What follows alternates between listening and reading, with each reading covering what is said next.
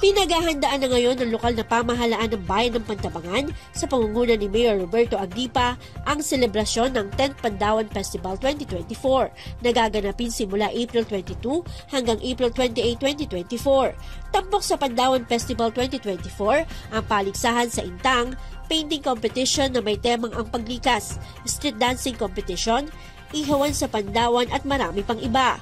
Darating po na April 22 to 28, kami po ay magdadaos ng Pandawan Festival na kung saan po ay meron pong mga iba't ibang event kaming gagawin at makikita nyo po doon ano po yung pinagdiriwang namin na Pandawan Festival. Mula po sa salitang Pandaw, ginawa po namin Pandawan, ito po ay nagsisimbolo ng Pantabangan. Isa sa pinakaabangan na aktibidad sa nasabing selebrasyon ay ang ihawan sa Pandawan. Ito ay ang pag-iihaw ng mga isda, partikular ang tilapia, na isasagawa sa kahabaan ng Pantabangan Commercial Center na lalahukan ng iba't ibang mga barangay, mga tanggapan ng gobyerno, iba't ibang grupo at mga NGOs. Inaasahan na malalagpasan sa pagdiriwang ngayong taon ang naitalang record na 153 meters na inihaw na tilapia noong nakaraang taon. Ayon kay Mayor Agdipa ay sinasagawa nila ang nasabing selebrasyon upang magbigay pugay sa kanyang mamamayan na ang kinabubuhay ay ang pangingisda.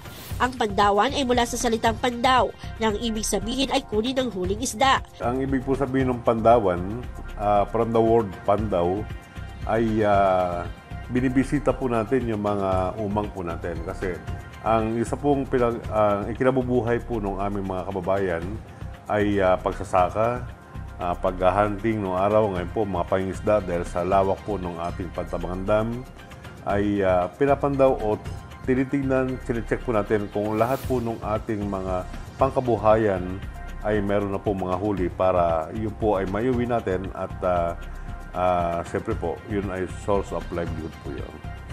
Target po natin sa ngayon ay mas humaba pa at mas dumami pa po yung sasali dahil sa rami po ng mga stakeholders po natin, barangay po natin, national agencies po natin ay na po makipag-participate po dahil napaka-symbolic po talaga ng ihawan sa Pandawan sa bayan ng Pantabangan dahil ito po ay